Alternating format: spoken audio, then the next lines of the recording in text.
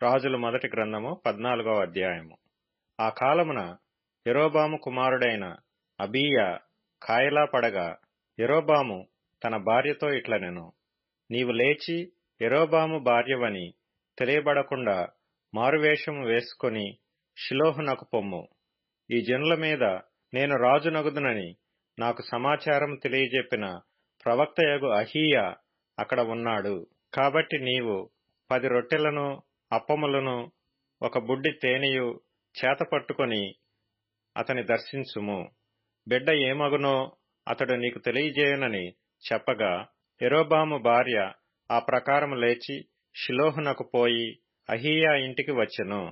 అహీయా వృద్ధాప్యం చేత కండ్లు కానరానివాడై యుండెను. అంతటా యెహోవా అహీయాతో సెలవిచ్చినదేమనగా, యరొబాము కుమారుడు కాయిలాగా ఉన్నాడు గనుక అతని గూర్చి నీ చేత విచారించుటకై యరొబాము భార్య వచ్చుచున్నది. ఆమె మారువేషము వేసుకొని మరియొకతే అయినట్టుగా వచ్చుచున్నది గనుక నేను నీకు సెలవిచ్చినట్టు నీవు ఆమెతో చెప్పవలెను. అంతలో అహీయా ద్వారము లోపలికి వచ్చునామె కాలి చప్పుడు విని ఆమెతో ఇట్లనెను, యరొబాము భార్య, లోపలికి రమ్ము. నీవు వేషము వేసుకొని వచ్చుట ఏలా? కఠినమైన మాటలు నీకు చెప్పవలనని నాకు ఆజ్ఞయాయెను. నీవు వెళ్లి యరొబాముతో చెప్పవలసినదేమనగా, ఇశ్రాయేలీల దేవుడైన యెహోవా ఈ ప్రకారము సెలవిచ్చుచున్నాడు, నేను నిన్ను జనులలో నుండి తీసి హెచ్చింపజేసి ఇశ్రాయేలు వారను నా జనుల మీద నిన్ను అధికారిగా నియమించి దావీదు సంతతి వారి యొద్ద నుండి రాజ్యమును తీసి నీకిచ్చియుండినను నా ఆజ్ఞలను గైకొని మనఃపూర్తిగా నన్ను అనుసరించి నా దృష్టికి ఏది అనుకూలమో దాని మాత్రమే చేసిన నా సేవకుడైన దావీదు చేసినట్టు నీవు చేయక నీకంటే ముందుగా ఉండిన వారందరికంటెను అధికముగా కీడు చేసి ఉన్నావు. నన్ను బొత్తిగా విసర్జించి ఇతర దేవతలను పోత విగ్రహములను పెట్టుకొని నాకు కోపము పుట్టించియున్నావు. కాబట్టి యరొబాము సంతతి వారి మీదికి నేను కీడు రప్పించుచు ఇశ్రాయేలు వారిలో అల్పులు గాని ఘనులు గాని లేకుండా మగవారినందరినీ యరొబాము వంశము నుండి నిర్మూలము చేసి పెంట అంతయు పోవునట్లుగా ఒకడు అవతలకు దానిని ఊడ్చివేసినట్లు యరొబాము సంతతిలో శేషించిన వారిని నేను ఊడ్చివేయుదును. పట్టణమందు యరొబాము సంబంధులలో మరణమగు వారిని కుక్కలు తినును, బయట భూమిలో మరణమగు వారిని ఆకాశ పక్షులు తినును. యెహోవా మాట ఇచ్చియున్నాడు. కాబట్టి నీవు లేచి నీ ఇంటికి పొమ్ము. నీ పాదములు పట్టణములో ప్రవేశించున్నప్పుడే నీ బిడ్డ చనిపోవును. అతని నిమిత్తము ఇశ్రాయేలు వారందరూ అంగలార్చుచు సమాధిలో అతనిని పెట్టుదురు. ఇశ్రాయేలీల దేవుడైన యెహోవా యరొబాము సంబంధులలో ఇతనియందు మాత్రమే అనుకూలమైన దాని కనుగొనెను గనుక యరొబాము సంతతి వారిలో ఇతడు మాత్రమే సమాధికి వచ్చును. ఇదియుగాక యెహోవా తన నిమిత్తము ఒకని ఇశ్రాయేలు వారి మీద రాజుగా నియమింపబోవచున్నాడు. ఆ దినముననే అతడు యరొబాము సంతతి వారిని నిర్మూలము చేయును. కొద్ది కాలములోనే ఆయన అతని నియమింపబోవును.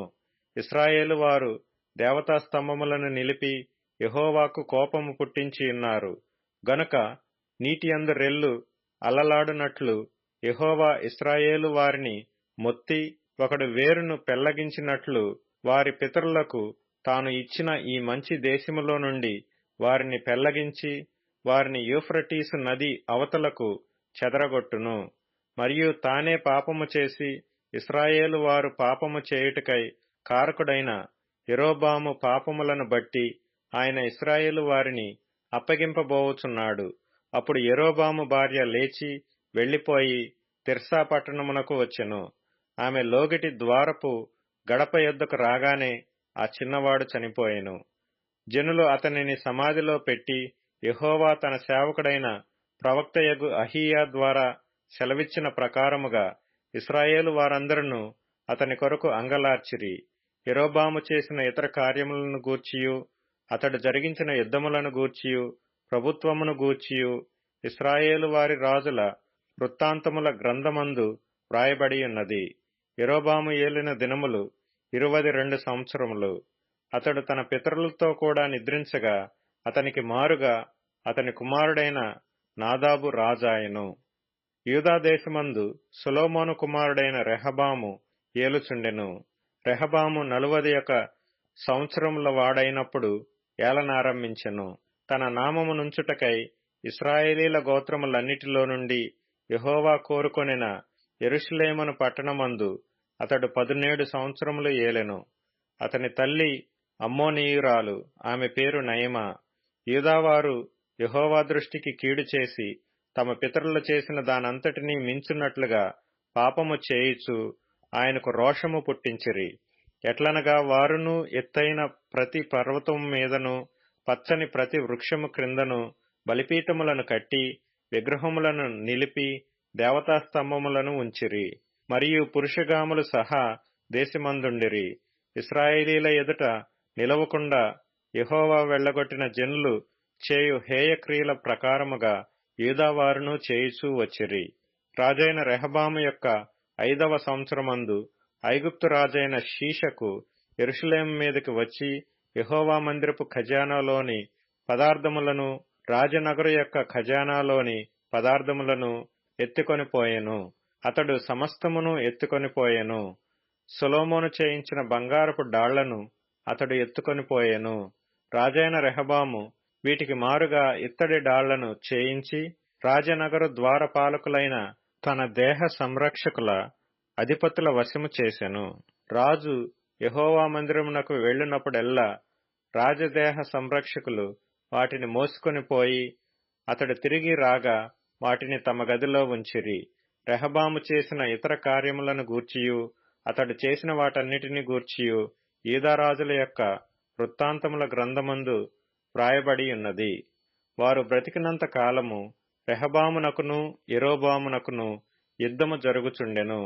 రెహబాము తన పితరులతో కూడా నిద్రించి దావీదుపురమందున్న తన పితరుల సమాధిలో పాతిపెట్టబడెను. అతని తల్లి నయమాయను ఒక అమ్మోనీయురాలు. అతని కుమారుడైన అబీయాము అతనికి మారుగా రాజాయెను.